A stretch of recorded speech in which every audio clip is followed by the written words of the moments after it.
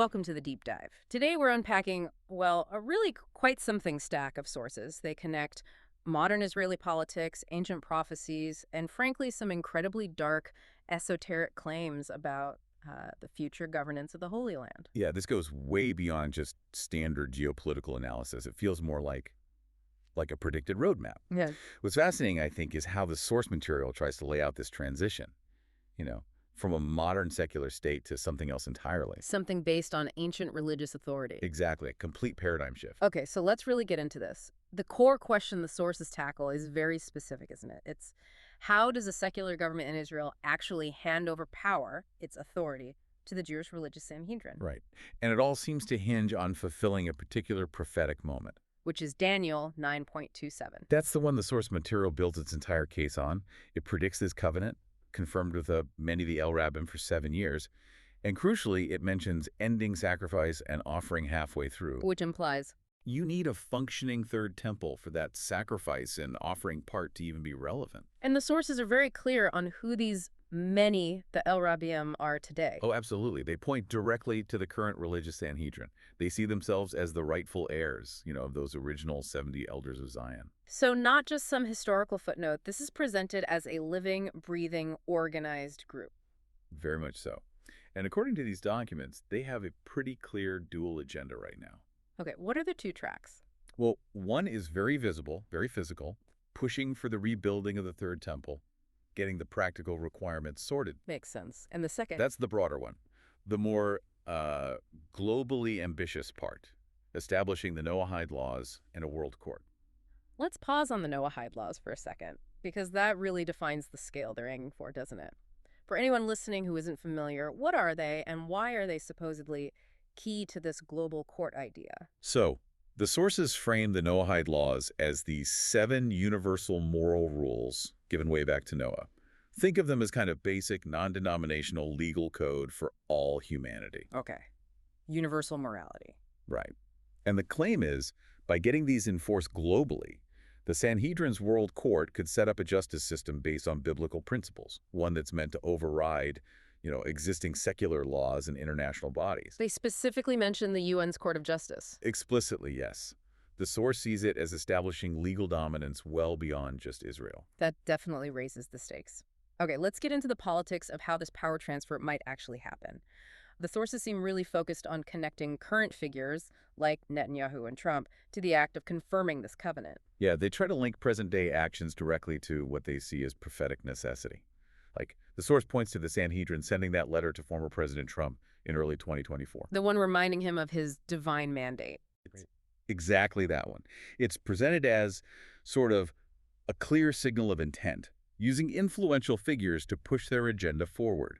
And this is where it gets, well, really interesting, as you said. Right. The source singles out Benjamin Netanyahu as the most likely person to actually make this happen, to facilitate the transfer. Right. The argument is he's uniquely positioned, he's a career politician, he's an observing religious Jew, and then there's the third element. Based on the source's own research, they identify him as a high-level Mason. Okay, and that Masonic connection is where the source makes a huge, and let's be clear, very controversial jump. It is, and we need to stress, this is the source's specific extreme interpretation that we're relaying here, impartially. They characterize Masonry itself as a, quote, Luciferian religion. Seeking to enthrone Lucifer in a temple of light. That's the claim, and this is how they connect the dots. Wait, hang on. You're saying the source connects Netanyahu's political career, his religious observance, and his alleged Masonic status directly to the book of Isaiah? To a covenant with death? How do they even attempt to bridge that gap? The bridge, according to the source, is the nature of the covenant itself. Because they define Masonry through this very dark lens, they argue that confirming the Daniel 9.27 covenant isn't just a political act. It's what? A spiritual contract. They frame it as a binding contract with, well, an opposing spiritual force, Lucifer, essentially. And that's why they explicitly link this predicted political handover to the covenant with death in Isaiah. Netanyahu becomes the key figure making that spiritual and legal deal happen. Okay, that's a lot to unpack. To try and ground this in something more concrete, the documents point to a political event. The state basic law passed back in 2028. Right, the timing is highlighted too. The 70th anniversary of modern Israel. Very symbolic. And how does that law fit into this narrative? The source sees the 2028 Basic Law as hard evidence, proof that the secular government was already acknowledging religious authority. They cite it as the moment the state formally recognized the Torah's religious covenants as, quote, binding and legitimate. So, setting a legal precedent. Exactly. In their view, it laid the necessary constitutional groundwork for this ultimate handover of power. So we've got the framework. A key political figure, like Netanyahu, potentially driven by these complex motives described by the source, and a legal precedent in place. What's the prediction for the actual shift in governance? The prediction's pretty straightforward. Netanyahu, or whoever holds that office, essentially hands over the whole governmental structure to the Sanhedrin. They become the supreme law. Does that mean, like, the Knesset disappears? Not necessarily. The sources suggest the existing structures, the political bodies, the legislative processes, they might continue. But the ultimate authority, the power to rule, to judge. Including things like capital punishment? Yes, including that. Yeah. All deferred to the Sanhedrin and their world court. The politician's role, the source claims, becomes just a rubber stamp, formalizing the Sanhedrin's decisions. Okay, let's pivot now to the temple itself, the physical objective in all this. Because the source makes some pretty startling claims about its original location and contents, esoteric stuff. Yeah, this takes us from high politics right down into, well, alleged secrets in underground archaeology. The source claims that Masons hold their most secret meetings in a specific place, Jeremiah's grotto. Why there? Because, supposedly, the Masons know that's where the original temple furnishings are hidden.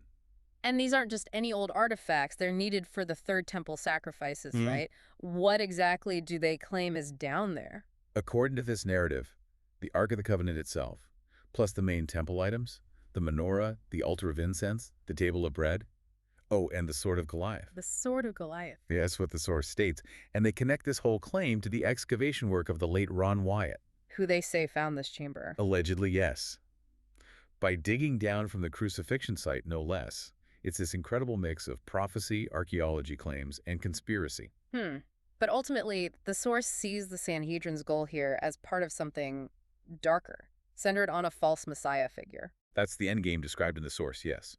The analysis is that the whole temple operation, once it's up and running, gets hijacked by the Luciferians. They're also quite specific about the requirements for this false Jewish Messiah, the Antichrist figure. What are the requirements? The source is adamant. He must be from the Davidic bloodline. So ruling out anyone from outside that lineage, like a Muslim candidate, for example. Exactly. That's a key constraint in their prophetic interpretation. It ties this future ruler directly to Jewish tradition and the throne of David. Okay, let's look at another specific event the sources highlight, something more recent. This ruling the Sanhedrin apparently made in summer 2025, just before the Israeli strike on Iran's nuclear sites. Right. This decree is presented as a major power move, asserting religious authority over huge state matters like national security and even the definition of the state itself. What did the ruling say? It officially declared the current regathering of Jews to Israel, the one after World War II, as the final one. And according to their interpretation, that makes rebuilding the Third Temple immediately an absolute religious necessity, no longer optional. And they didn't just stop at the temple, did they? No, they explicitly invoked the Genesis 15 covenant promise, from the river to the river borders. So staking a claim to land way beyond current borders. Yes, but critically, the source emphasizes it's not just about land. The stated aim, which the source finds alarming, is to install a proper Torah-based government with the Sanhedrin in charge. Which is why they see the current secular state as just a phase. Exactly. A stepping stone is the term used, a means to an end. And the end goal is massive, claiming sovereignty not just over expanded borders, but potentially the whole world through these Noahide laws. It's important to just pause and recognize the sheer scale of that ambition. Absolutely. And to kind of smooth over the obvious friction this would cause, especially around the Temple Mount, the sources talk about a specific design strategy, the Abraham family house pattern. Right, that's a concept we hear about in interfaith circles. How does the source interpret that design in light of prophecy? They link it directly to Revelation 11, verses 1 and 2. specifically the idea that the outer court will be given over to the nations. So the design looks like tolerance, shared space for Jews, Muslims, Christians. Precisely. A way to strategically diffuse some of the immediate political heat around the Temple Mount itself. But the source believes this is actually a deceptive strategy. Yes, the prediction is the coming Antichrist will leverage this whole Abraham family house theme, this narrative of unity and sharing, to unite the world under his banner, masking the real agenda and finalizing that covenant. Okay, so let's try and summarize what we've pulled from these sources. It seems like three major forces converging. I think so. First, you have this determined religious body, the Sanhedrin, with a very clear, very global agenda focused on seizing legal authority. Second, you have political leaders, figures like Netanyahu, maybe Trump, who the source positions as facilitators, possibly driven by these esoteric or divine mandates the source describes. And third, underlying it all, is this deep, almost spiritual struggle over the control and the ultimate purpose of the Third Temple itself. And the big takeaway from these documents seems to be this view of the current secular state of Israel as temporary, just a A tool. stepping stone, yeah, towards this vision of a global Torah-based government run by the Sanhedrin, enforced via the Noahide Laws. Which brings us to a final thought, maybe something for you, the listener, to consider. The Sanhedrin, according to the source, legitimizes its authority partly by acknowledging the three big historical returns, the diaspora's ending under Joshua, then Ezra and Nehemiah, and now the post-WW2 one. Right. Each of those represented a return to national authority in the land. So the question the source implicitly raises is, how does acknowledging these historical moments of regaining national sovereignty suddenly translate into a mandate for global authority? It really underscores the immense scope of the ambition being described here, aiming for worldwide sovereignty. Something to think about.